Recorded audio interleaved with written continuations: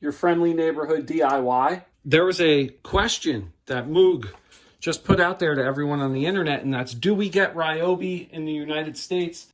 So we do get these in America, but this was something that I found, and this was at my local like Sam's or my Costco, and this is the EPower 360. This bad boy right here was pretty much the same thing as the Ryobi, but this has an internal battery, and it does a lot of things. You can spin it, you can tilt it. I mean, it's really nice. But see, the cool thing about this, it's got magnets and it's got hooks on the end, so it can be used as one of those fancy like under hood LED light situations. It comes with a 12 volt, so you can fit this into your car, and then it comes with a regular, you know, like a NEMA 15 regular wall outlet. This is nice, but the Ryobi unit's going to be amazing for you, because the Ryobi unit is going to use that lithium-ion battery pack, and you can put that battery pack on all the other tools that Ryobi makes, I'm sure, that use that same battery. It was $25.99 US.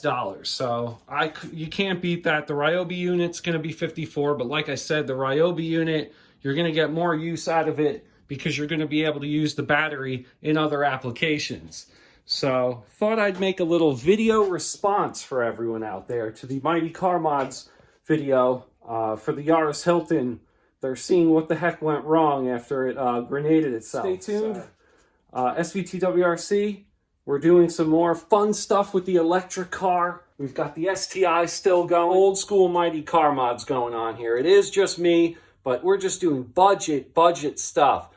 I do not have any type of sponsors whatsoever, so it's all me, my career. We pay for this. This is my hobby.